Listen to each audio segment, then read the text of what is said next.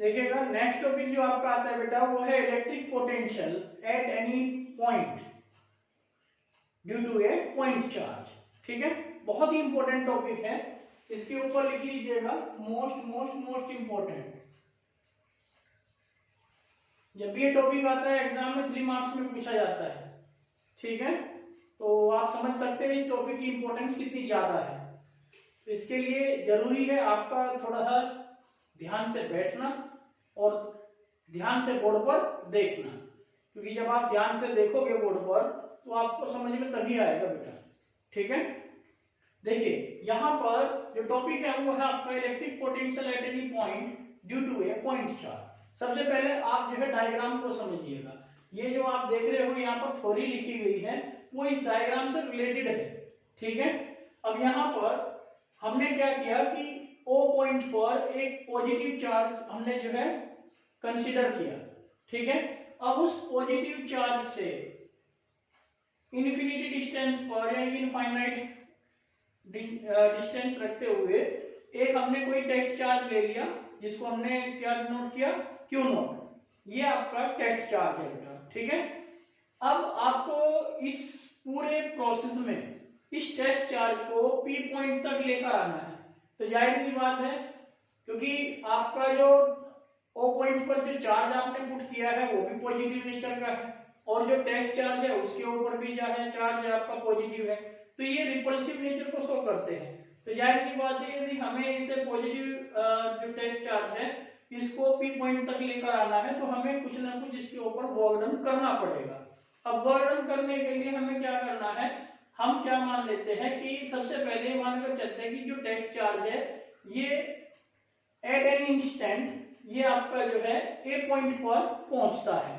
जब ये test charge ए point पर आ जाता है, ठीक है, तो वो हम मानकर चलते हैं कि ए पॉइंट तक ओ पॉइंट से ए पॉइंट तक जो डिस्टेंस है वो कितनी है, स्मॉल एक्स है। कितनी डिस्टेंस है, स्मॉल एक्स।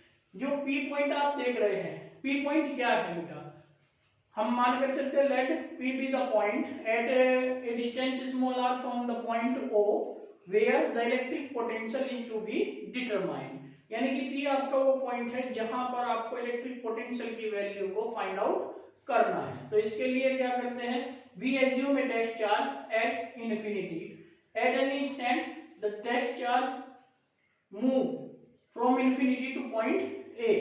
ठीक है, जब ये टेस्ट चार्ज इन्फिनिटी से ए पॉइंट पर आ जाता है तो जाहिर सी बात है बेटा, अब ए पॉइंट जो आप देख रहे हैं, ए पॉइंट की जो डिस्टेंस है ओ पॉइंट से वो कितनी है, स्मॉल एक्स है। ठीक है, अब थोड़ा ध्यान दीजिएगा, यहाँ पर ये जो आपका चार्ज है वो प्लस क्यू है। तो जब ये प्लस क्यू चार्ज के इलेक्ट्रिक फील्ड में टेस्ट चार्ज लेकर के आओगे तो जाहिर सी बात है इसके ऊपर एक फोर्स एक्सपीरियंस किया जाएगा।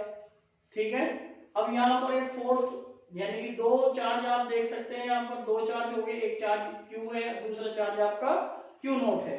तो इनके दोनों चार्जेस के बीच में डिस्टेंस आपको दे रखी है स्मॉल एक्स। तब हम कह सकते हैं कि ये force exerted on the test charge q not by the charge q. ठीक है, और वो कितना फोर्स होगा according to Coulomb's law. Coulomb's law क्या होता है, कूलम्ब्स लॉ में आपने देखा था बेटा फॉर्मूला आपका F equal to 1/4 pi epsilon naught और Q1 Q2 upon R square. ये आपका कूलम्ब्स लॉ का फॉर्मूला होता है। बट यहाँ पर क्योंकि जो चार्ज है Q1 की जगह Q है और Q2 की जगह Q नॉट है। ठीक है, जो डिस्टेंस है वो डिस्टेंस O से A तक कितनी है, वो स्मॉल x है। तब यहाँ पर जो फोर्स एक्सर्ट हुआ है टेस्ट चार्ज के ऊपर बाय द चार्ज Q वो कितना हुआ है बेटा, F equal to 1/4 pi epsilon naught Q naught upon x square. क्योंकि जो डिस्टेंस है वो x से बेटा O से A के बीच में, बार बार बोल रहा हूँ, ध्यान से सीधे बैठकर सुन लीजिएगा, समझ में आ जाएगा टॉपिक आपको एकदम। तो O से A तक जो डिस्टेंस है वो स्मॉल x है। ठीक है, इसलिए यहाँ पर r की जगह हमने x स्क्वायर कंसीडर किया है। इसको इक्वेशन आप फर्स्ट कह सकते हैं। ठीक है, अब यहाँ पर यहाँ तक समझ में आपको आ गया होगा। ठीक है, आगे चलते हैं। देखिएगा हम मानकर चले कि जो टेस्ट चार्ज है वो ए पॉइंट पर आ चुका है तो जाहिर सी बात है, अब आप थोड़ा सा ध्यान से देखोगे कि बेटा इस ए पॉइंट पर जब ये टेस्ट चार्ज आएगा तो जाहिर सी बात है इस चार्ज के कारण जो फोर्स एक्सपीरियंस किया जाएगा इस टेस्ट चार्ज के ऊपर, वो जो फोर्स लगेगा वो इस डायरेक्शन में लगेगा, यानी कि इधर की तरफ, इन्फिनिटी डायरेक्शन की तरफ, रिपल्सिव नेचर को रिप्रेजेंट करेगा। तो मैंने फोर्स की ना बेटा डायरेक्शन यहाँ से आप देख सकते हैं, वो आपको इन्फिनिटी डायरेक्शन की साइड, यानी कि इधर इन्फिनिटी है उस साइड मैंने फोर्स की डायरेक्शन दिखा दी। बट क्योंकि यहाँ पर हम कुछ ना कुछ इसके ऊपर वर्क कर रहे हैं तो जाहिर सी बात है डिस्प्लेसमेंट किधर हो रहा है, हम इसको इन्फिनिटी से पी पॉइंट तक लेकर आ रहे हैं, तो जाहिर सी बात है बेटा डिस्प्लेसमेंट जो कर रहे हैं उसकी डायरेक्शन है टुवर्ड द पॉइंट पी। तो पॉइंट पी की तरफ हमने जो डिस्प्लेसमेंट लिया वो हमने दिखा दिया स्मॉल डी है। ये आप देख सकते हैं कि हम ए पॉइंट से बी पॉइंट पर शिफ्ट करते हैं स्मॉल डिस्प्लेसमेंट, ठीक है। जाहिर सी बात है इस स्मॉल डिस्प्लेसमेंट के कारण, ध्यान से सुनना बेटा, इस स्मॉल डिस्प्लेसमेंट के कारण जो वर्क किया जाएगा वो भी आपका स्मॉल ही होगा।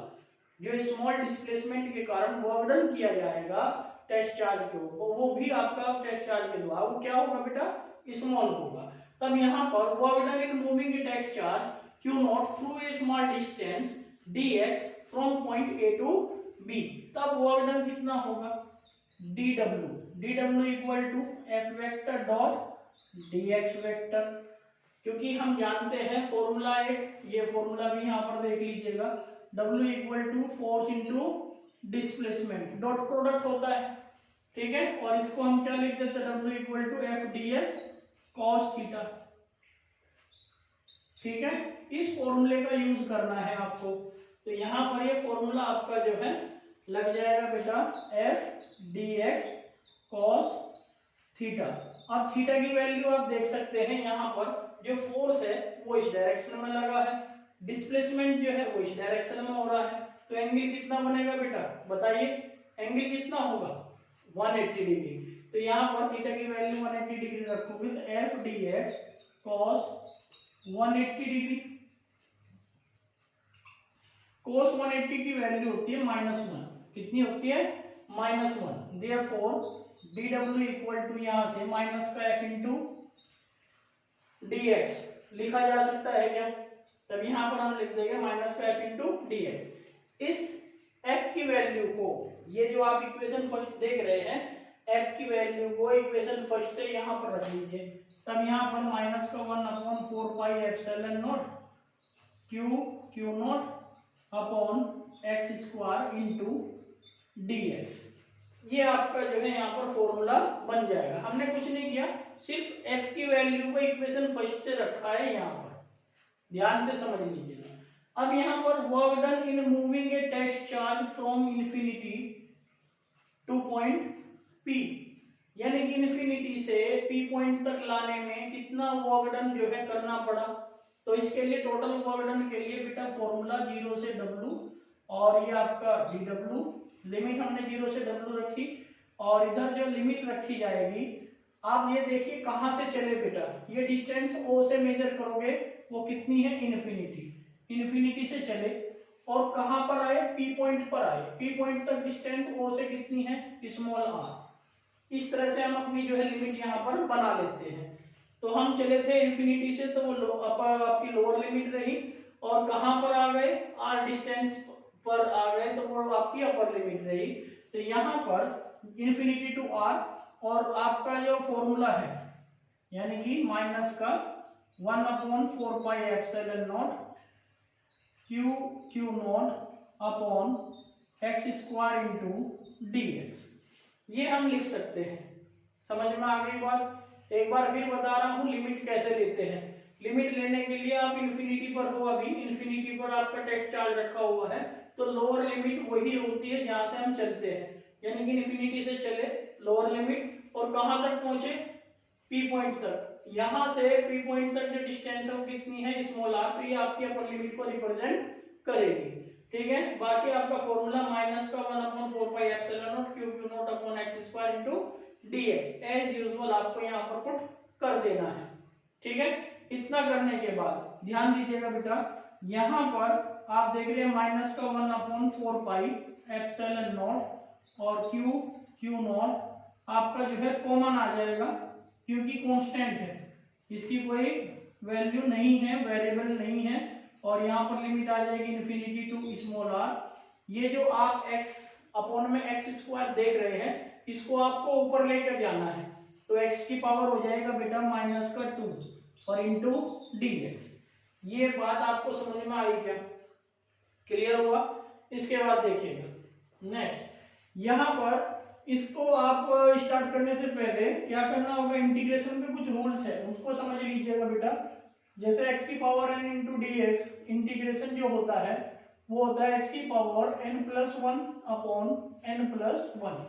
ये आपका इंटीग्रेशन का फॉर्मूला होता है, ठीक है। तो ये फॉर्मूला आप यहाँ पर यूज करोगे।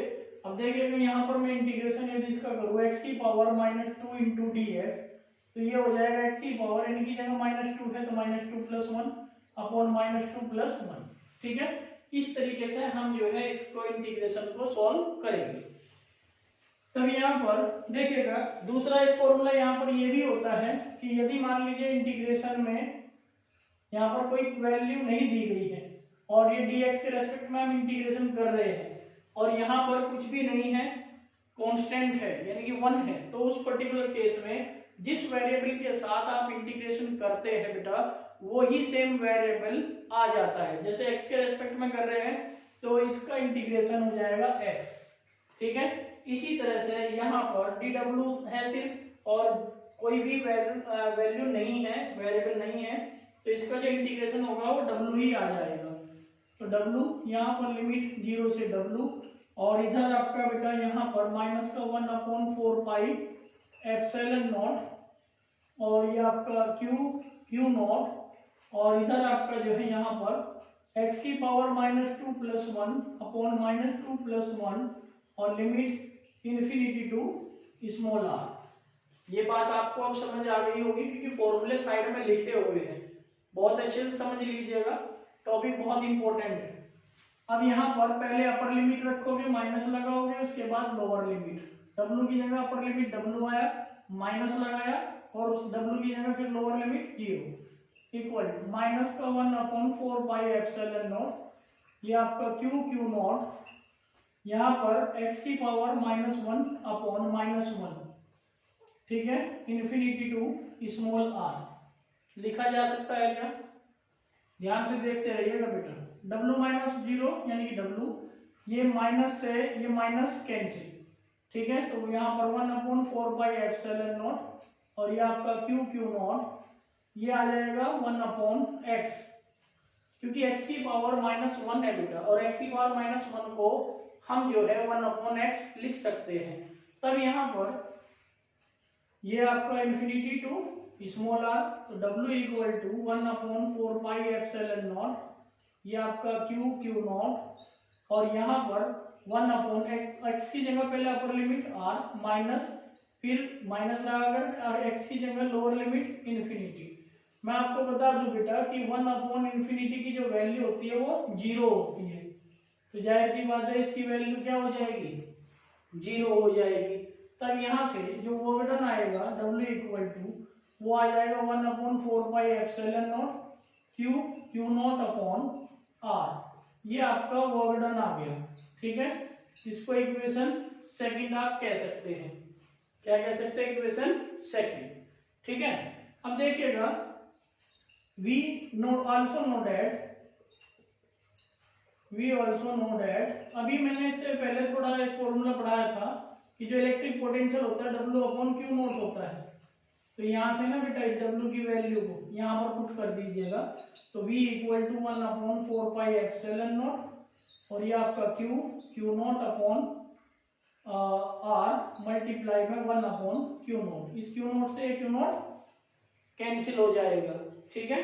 तब यहाँ पर V इक्वल टू क्या आ जाएगा 1/4 पाई एप्सिलॉन नॉट और Q अपॉन में R। ध्यान रहे बेटा ये आपका एक इलेक्ट्रिक पोटेंशियल एक जो है स्केलर क्वांटिटी है, ठीक है। ध्यान से सुन लीजिएगा, ये आपका पॉजिटिव चार्ज लेकर चले थे बेटा हम, यदि पॉजिटिव चार्ज लेकर चलोगे तो आपका इलेक्ट्रिक पोटेंशियल जो है वो प्लस के टर्म में ही आएगा, ठीक है। If we consider a negative charge, यानी कि यहां पर हम कह सकते हैं a negative charge, then negative charge है उनकी क्या होगा बेटा, माइनस क्यू कंसीडर कर लिया। देन v इक्वल टू क्या होगा, यहाँ पर 1/4πε0 और यहाँ पर माइनस का q अपॉन में r। ये ध्यान रखना बस आपको कि यहाँ पर यदि हम नेगेटिव चार्ज लेकर के चलते हैं तो नेगेटिव चार्ज लेने से चार्ज जैसे नेचर का होगा ऐसा ही नेचर का आपका इलेक्ट्रिक पोटेंशियल भी होगा। देखिएगा इलेक्ट्रिक फील्ड इंटेंसिटी फोर्स के केसेस में वो एक वेक्टर क्वांटिटी होती है, उस दौरान हम जो है चार्ज का सिर्फ मैग्नीट्यूड कंसीडर करते हैं, उसके साइन को कंसीडर नहीं करते। जबकि इलेक्ट्रिक पोटेंशियल आपकी एक स्केलर क्वांटिटी है, इसलिए यहाँ पर हम जब चार्ज की वैल्यू को पुट करेंगे तो वो ध्यान पूर्वक ध्यान से बहुत पुट करना है। यदि आप इलेक्ट्रॉन ले रहे हैं तो नेगेटिव साइन के साथ लिखना होगा वैल्यू को, और यदि आपका जो चार्ज है वो प्रोटॉन है तो वो पॉजिटिव चार्ज के साथ कंसीडर किया जाएगा। ठीक है बेटा, इसी के साथ यहाँ पर ये आपका डेरिवेशन कंप्लीट होता है। आई होप सो ये आपको समझ में आ गया होगा। नोट करें सभी।